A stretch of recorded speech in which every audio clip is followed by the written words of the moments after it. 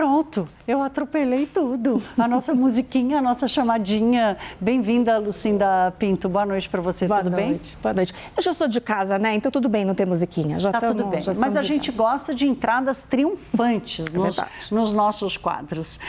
Lucinda, vamos lá. Nós tratamos aqui essa semana já da situação das contas públicas no Brasil, né? Não é de agora que a gente vem fazendo esse alerta de economistas, de levantamentos de bancos, mas dessa vez o alarme mais rigoroso sobre o que está acontecendo veio do próprio Tesouro Nacional, com vários dados, entre eles um que nós tratamos aqui, uma despesa que sobe 17% contra uma receita que sobe 7%. Essa conta, portanto, não fecha. O que mais nos conta esse relatório do Tesouro, Lucinda? Olha, o Tesouro, Thaís, praticamente admite de forma clara ali que não vai ser possível cumprir a meta fiscal se não houver uma mudança muito importante na forma como as contas públicas estão sendo tratadas. O que o Tesouro diz é que para que se cumpra a meta fiscal, será preciso produzir um superávit, ter uma sobra de dinheiro primário, né, depois de pagamento de juros e tudo, de 1,2% do PIB, o que é uma coisa muito difícil da gente considerar hoje. O que o Tesouro diz? Que hoje o gasto obrigatório do governo cresce a uma média de 2,7% ao ano. Então, para a gente conseguir produzir esse superávit, essa sobra de dinheiro, seria preciso reduzir as despesas discricionárias, que são aquelas que não são obrigatórias, portanto, e que vem crescendo bastante, em média, em 3,2% ao ano. Então, na prática, o que o Tesouro está dizendo, olha, gente, do jeito que caminhamos, essa meta não vai ser cumprida até 2036. Então, é um cenário de bastante preocupação, ainda mais o alerta vindo do próprio Tesouro. Claro, e a equipe econômica vive em negação, né, dessa situação. O que o Tesouro está dizendo no final das contas é assim, olha, sabe o arcabouço fiscal que foi aprovado, que permitiu o crescimento das despesas em até 2,5% acima da inflação todos os anos? A Lucinda acabou de dizer aqui, as despesas obrigatórias, que são aquelas que não têm escapatória, estão crescendo acima disso. Portanto, não há mais o que questionar, não tem mais como mostrar meio caminho. O que ele está dizendo é, a partir de 2028, não se cumpre mais o arcabouço fiscal. Então, qualquer que seja o governo no ano que vem, vai ter que lidar com isso, né? E vai ter que lidar, inclusive, com os impactos das medidas que são anunciadas agora.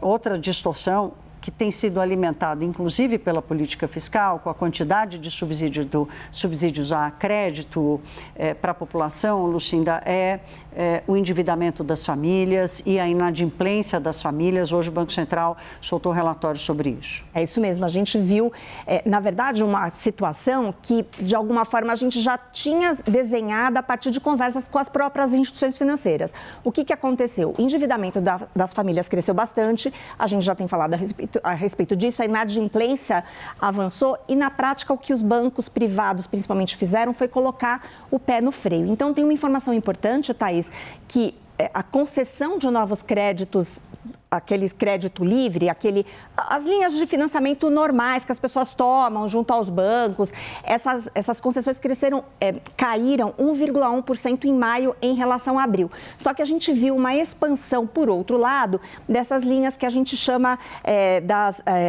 carteira direcionada, que são financiamentos, linhas de crédito, que têm regras específicas, que tem o dinheiro ele é determinado para aquela linha de crédito específico. Por exemplo, crédito imobiliário.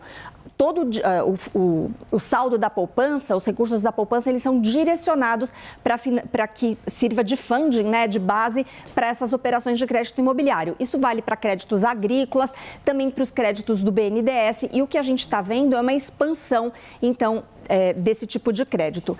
Agora, a notícia que mais chamou a atenção foi realmente o aumento da inadimplência mesmo depois do desenrola. A gente vai ver aqui na arte, porque não deu tempo, na verdade, dessas renegociações que as pessoas estão fazendo com os bancos, com as instituições financeiras, produzir um impacto relevante. Mas seja como for, chama a atenção o fato de que a gente continua com a inadimplência subindo bastante, está ali perto de 5,7% agora no mês de maio. Esse risco para cima é um negócio impressionante, né? Assustador, na verdade. A gente tem visto realmente um crescimento bem acelerado desde o ano passado, né, Thaís? Ali a gente está vendo aqui esse pico, esse ponto mais baixo aqui, marcando em março de 2025. E desde então só cresce. O desenrola possivelmente tem algum efeito aqui, talvez a gente veja alguma queda, mas até é uma coisa que merece atenção o fato de que a gente ainda não sentiu os sinais desse novo programa. E a gente teve aquele primeiro desenrola que provavelmente deu uma amenizada na curva, mas não resolveu, não tirou esse ímpeto de aumento da inadimplência. E na próxima tela a gente vai falar então desse tipo de crédito que a gente comentava, que é o crédito livre versus o direcionado. Então, esse laranja é o avanço do crédito direcionado. E aqui em amarelo, a gente está vendo aqui o crédito livre. Então, o crédito livre, ele cai 6,9%, ele sobe 6,9%, ele está desacelerando, é um crescimento menor agora, enquanto o crédito direcionado cresce 13%. E aqui essa linha em azul é a média das duas modalidades de crédito. Então, o que a gente vê, Thaís, é que de fato tem aí um acelerador, um impulso vindo por parte do governo mesmo, com essas linhas de crédito subsidiadas, concedidas por bancos públicos e que acaba trazendo aqui também esse cenário mais de sinal amarelo em relação a esse movimento do crédito. A política monetária do Banco Central alcança muito pouco, quase nada, a linha laranja. Ela alcança a linha amarela. Então, veja que quem não está tendo acesso à meia entrada na taxa de juros, não está mais tomando crédito, os bancos estão segurando. Mas quem acaba sendo elegível a ter acesso a um crédito subsidiado e que tem expandido a uma taxa de 13% ao ano, está aumentando a quantidade de crédito que o Banco Central não alcança. Então, é por isso que a gente diz aqui, e no final das contas, a taxa de juros precisa ser maior para conseguir impor o mesmo impacto esperado se essa curva fosse um pouco diferente, né? Se esses dois cenários, olha a diferença entre a evolução do laranja para o amarelo. Essa é uma das distorções da economia brasileira. É isso mesmo, você falou tudo, porque no fim das contas, para produzir o mesmo efeito, o tiro tem que ser mais potente. Exato. Então é por isso que o juro, a gente tem tanta dificuldade de reduzir o juro. É isso aí. Vamos dar uma olhada no mercado financeiro hoje. Hoje teve um dia, eu fui acompanhando as falas do novo presidente do Banco Central dos Estados Unidos, o Kevin Warsh. Ele está prometendo, pelo menos, uma revolução na forma como faz a política monetária, como o Banco Central se comunica, e hoje, especialmente, ele deu um recado específico sobre a inflação. Isso, ele está dizendo que não está pensando tão seriamente em aumentar os juros como o mercado acredita, mas ele não convenceu, viu, Thaís?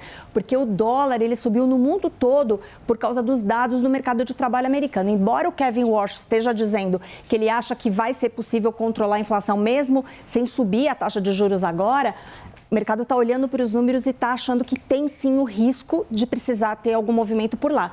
E o dólar aqui acompanhou o movimento global, então subiu 0,92%.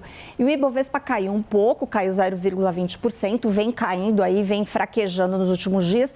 E os temas para o mercado de ações, Thaís, são taxa de juros, o fiscal e agora a eleição também. Parece que o mercado está cada vez mais atento e sensível às pesquisas eleitorais e todo esse cenário aí de incerteza a respeito, porque no fim das contas a eleição importa muito, principalmente por causa do fiscal. Então o que o mercado quer saber é, se for o Lula, se for o Flávio Bolsonaro, se for uma terceira via, o que esse candidato vai trazer em termos de política fiscal. E é isso que deixa os investidores mais cautelosos, olhando, se afastando um pouquinho, né? Deixando de assumir posições tão de longo prazo neste momento. E aqui tem uma preocupação enorme, porque o petróleo está caindo.